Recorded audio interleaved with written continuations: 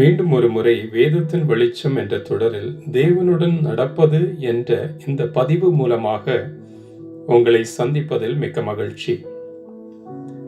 ஆதியாகமம் 5:24 ஏனோக்கு தேவனுடன் நடந்ததாகவும் மரணத்தை ருசிக்காமல் எடுத்துக்கொள்ளப்பட்டதாகவும் வாசிக்கிறோம்.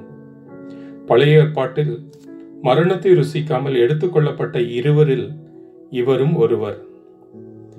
அவரது வாழ்க்கை முறையை பற்றி எபிரேயர் 11:5 குறிப்பிடும் போது, ஏனோக்கு எடுத்துக்கொள்ளப்படுவதற்கு முன்பு தேவனை பிரியப்படுத்தும் வாழ்க்கை வாழ்ந்ததாக அந்த நிருபத்தின் ஆசிரியர் குறிப்பிடுகிறார்.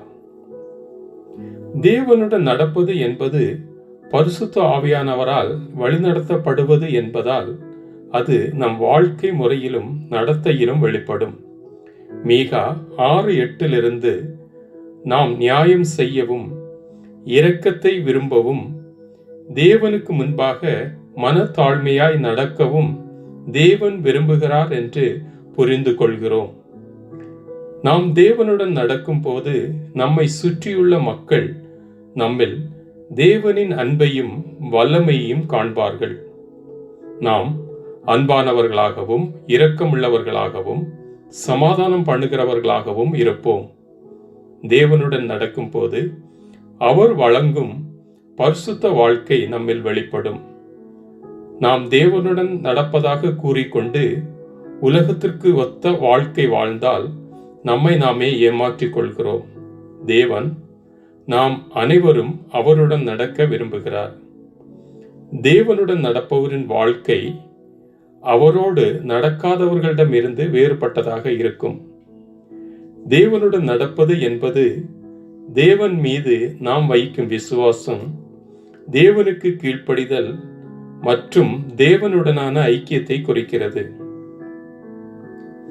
தேவனுடன் நடப்பது என்பது அனுதினமும் அவருடனான ஐக்கியத்தில் நிலைத்திருப்பதாகும். தேவனுடன் நடப்பது என்பது ஏதோ ஒரு நாள் தேவனுடன் செலவழித்து விட்டு மற்ற நாட்களில் நம் இஷ்டம் போல் வாழ துடிக்கும் வாழ்க்கை முறை அல்ல. தேவனுடன் நடப்பது என்பது வாழ்க்கையின் ஒவ்வொரு அம்சத்திலும் நம் தெரிந்தெடுப்புகள் மூலம் தேவனை மகிமைப்படுத்துவதாகும். நாம் தேவனுடன் நடப்பதாக கூறினால் தேவனுடன் நேரத்தை செலவிடவும் நம் வாழ்க்கையில் அவருடைய சித்தத்தை நிறைவேற்றவும் நாம் தொடர்ந்து முயற்சி செய்ய வேண்டும்.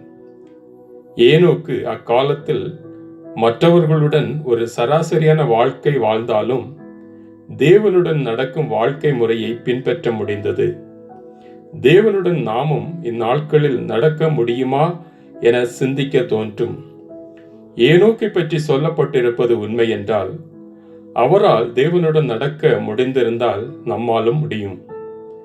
தினமும் தேவனுடன் நடக்க தொடர்ந்து முயற்சி செய்ய தேவன் நமக்கு உதவி செய்வாராக. ஆமென்.